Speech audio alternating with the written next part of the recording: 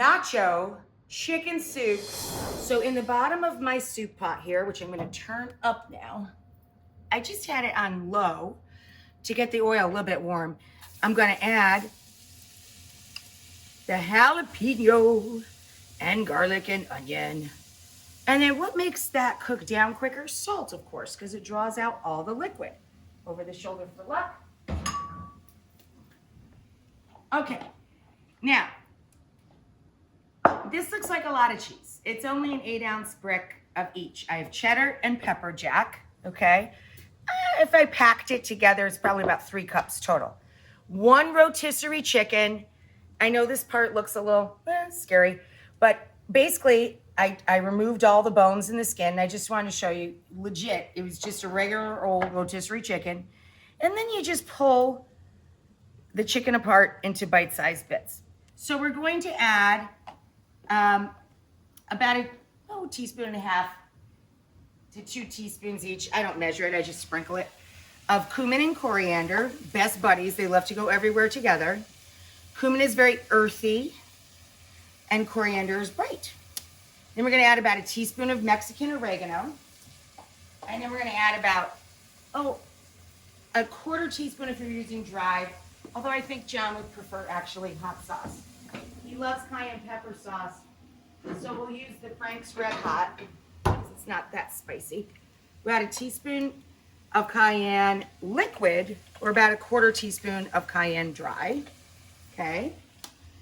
And then we'll add about a tablespoon, or about a palmful, of your chili powder of choice. This is a pretty mild one with a little lime zest in it. And now we're gonna let that literally sweat. What do we mean when we say sweat the vegetable? Literally, you're just putting it in the sauna. I throw a lid on it and we're just getting all the liquids to come out quickly. Look how nice and tender that is. So now we're gonna sprinkle a little flour over our onions, chili pepper, and garlic mix. Just a couple tablespoons to help us make this all get along. Just making a little very, very basic roux. Not cooking it out at all. We're just using it as a quick thickening agent for about 3 cups. This is not a full quart. This is bone broth and it only holds about 3 cups. So stock, broth, bone broth. Incidentally, you could make this soup vegetarian and still be real tasty. It's just a big vat of nacho cheese sauce, basically. So we're gonna stir that together and let this thicken up. And we're gonna add in 1 can drained, 15 ounces. Once it's drained, it's just about a cup or so of fire roasted diced tomato. Same deal with drained black beans. So it's like a chunky salsa.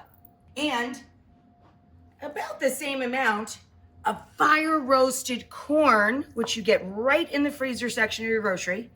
And all I did was drain it off, defrosted a little of it, and let it drain. And now we're gonna let this come up to a bubble and thicken a bit. So I'm saving a little bit of plain chicken for my Bella.